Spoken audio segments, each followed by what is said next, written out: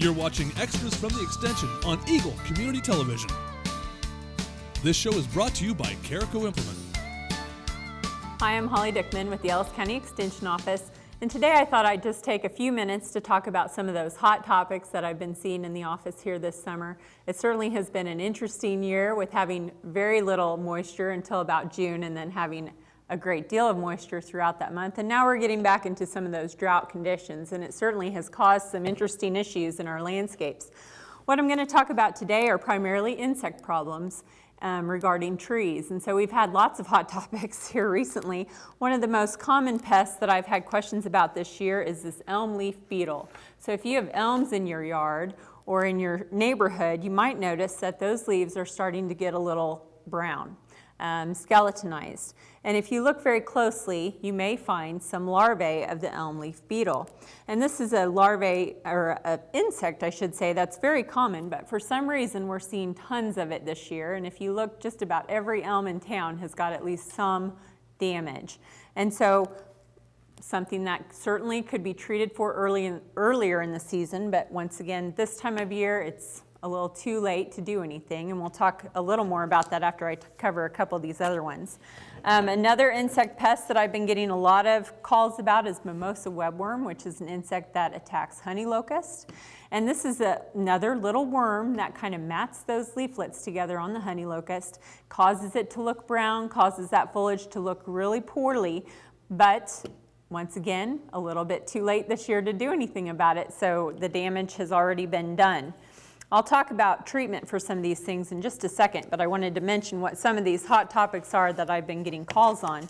One of the other interesting insects that I've been getting a lot of phone calls on here recently is this red bud leaf folder. This is another little caterpillar that causes this damage where it actually folds the red bud leaves in half. And if you open it up, sometimes you'll see the actual caterpillar, or in this case, you'll see the debris from the caterpillar, which is the droppings and the kind of matted together webbing that worm creates. Now, once again, this is just affecting the foliage. It will not hurt the health of the tree overall, but this is the time of year that it's a little bit too late to do anything about it. But I'm still getting lots of calls on this one. The final one that I'm going to mention is bagworms, and I do talk about these every year on the radio and on TV, and I found these out back behind our office, and they have already actually closed their bags. So this is an insect that actually feeds on the foliage, creates a bag with that foliage that it feeds on to protect itself and go through its life cycle that way. These have already closed the bag. Spraying at this time of year is pointless. Once those bags are closed, they're protected by that bag. Insecticides will not hit them. So once again, too late to do anything about this. Now, with many of these insects that I've mentioned, the good thing is they're just feeding on the foliage, with the exception of bagworms. They're just feeding on the foliage, and so even if those trees would drop all of their leaves today, here in August, or tomorrow, it's most likely not going to hurt the overall health and vitality of that tree. So you can have some comfort knowing that. And one thing I definitely wanted to draw your attention to is our website. Every single one of these insects that I mentioned can be found on our website with a nice little fact sheet that talks about what it is, what the life cycle is of this insect, and one thing that's especially helpful and what a lot of people want to know is the recommendations on how to treat for it in the right timing to do so. So we have all of those fact sheets available on our website. If you go to the Ellis County Extension website, which is just www.ellis.ksu.edu, we have lots of great information, but if you go down to this Lawn and Garden tab, that is where the pages that I manage, I guess you could say, are.